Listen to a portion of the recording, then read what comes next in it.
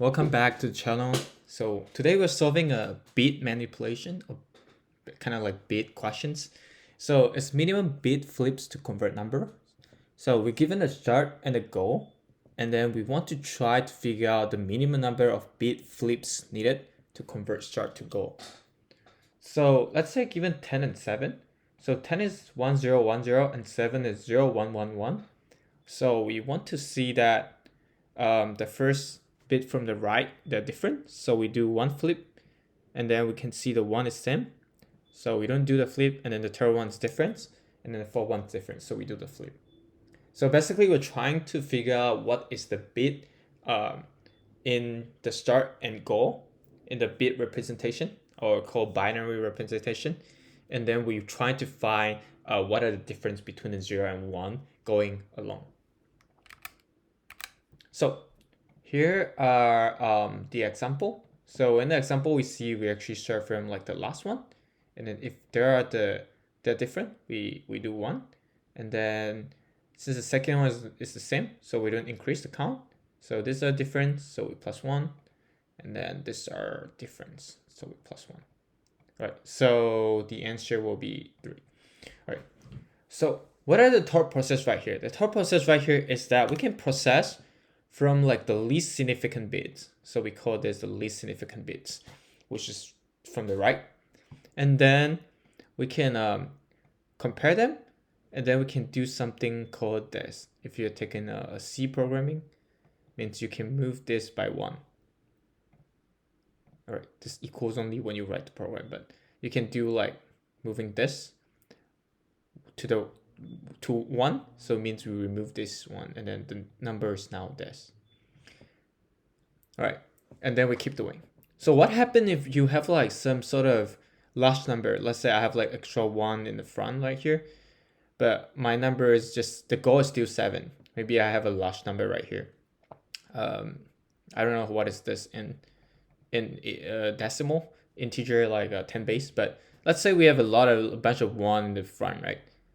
So when we do bit to here, we can see that we basically done by here, right? We basically done by here, because 7 has only actually 3 bits. So from here onwards, if this is 1, then this will be automatically be 0, because we know that we can fill in like as many like leading zeros as possible, and then we can stop whenever this value actually becoming 0. The start or the goal actually becomes 0. So, or like both of them, you want both of them to be 0. So you know that goal after this point, because we keep moving this 1. So actually at this point, right, there's too many colors right here. At this point, goal will already be 0, but start will have a lot more to go. So we need to wait until both of them to be 0, which is at like somewhere at this point. And we know that we can stop comparing, because there won't be any count anymore from here on, because everything will just be 0. So let's go back to the code. All right, this is good enough. All right, so we can just initialize the count to be returned later on, and you can set while start is greater than 0 or goal is greater than 0. So either one of them still greater than 0, we want to keep going. And we can take the least significant bit by doing this. Start and 1. This is giving you the least significant bit. So we can say if the least significant bit of start is not equals to the least significant bit of goal, then we increase by 1. After we process that, we can just move start by 1 and goal by 1. So we're removing the least significant bits. And then we just have to return count at the end. This is just a simple big questions. So yeah, there are definitely like one line solution that using .bit count or something, but you should probably understand basic bit manipulation or bit function So it will help you in a lot of things that need bit.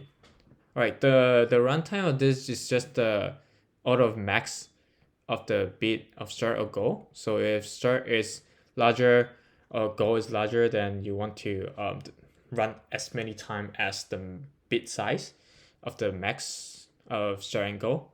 So that will just be the runtime of it. All right, thanks for watching, and I'll see you in the next video.